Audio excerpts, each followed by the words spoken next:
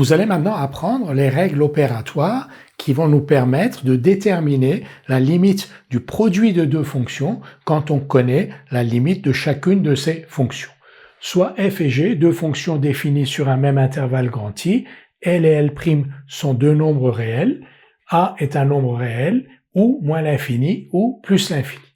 Donc, si limite de f de x, si on connaît la limite de f de x quand x tend vers petit a, c'est-à-dire quand x tend vers un nombre réel ou moins l'infini ou plus l'infini, si on connaît la limite de g de x quand x tend vers petit a, ces règles opératoires, qui sont reportées donc dans ce tableau, nous permettent de déterminer la limite de f de x, g de x, donc la limite du produit de la fonction f et de la fonction g. Le cas le plus fréquent et le plus simple, le voici, première colonne. Si la limite de f de x quand x tend vers petit a est égale à L, L est un nombre réel. Si la limite de g de x quand x tend vers petit a est égale à L', je rappelle encore une fois que petit a, c'est soit un réel, soit moins l'infini, soit plus l'infini, alors la limite de f fois g quand x tend vers petit a est tout simplement L fois L'. Donc la limite du produit est égale au produit des limites. Les autres colonnes sont un peu plus compliquées. Donc, deuxième colonne, si la limite de f de x quand x tend vers petit a est égale à L différent de 0 et que la limite de g de x quand x tend vers petit a est égale à plus l'infini ou moins l'infini, la limite du produit fg est aussi égale à plus l'infini ou moins l'infini et le signe va dépendre du signe de L.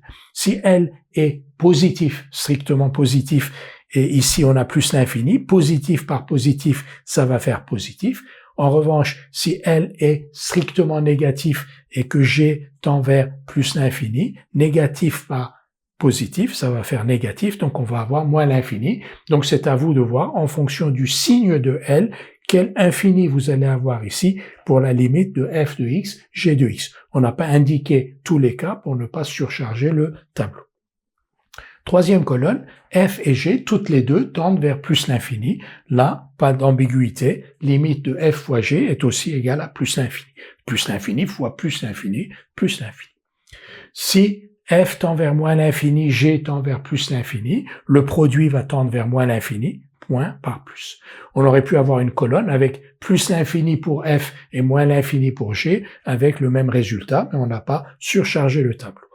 Enfin, si f et g tendent toutes les deux vers moins l'infini, leur produit tend vers plus l'infini. Et la dernière colonne, limite de f de x quand x tend vers petit a est égale à 0, limite de g de x quand x tend vers petit a est égale à plus l'infini ou moins l'infini. Et là, on a un produit 0 fois l'infini et on ne sait pas trancher sans regarder plus avant. On dit qu'on a une forme indéterminée. On va apprendre les règles pour lever les indéterminations.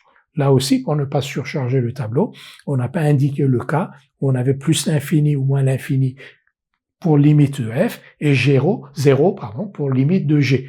Dans ce cas-là, on a aussi une forme indéterminée. Nous allons maintenant faire des exercices pour nous entraîner à utiliser ces règles opératoires qui nous permettent donc de calculer la limite d'un produit de deux fonctions.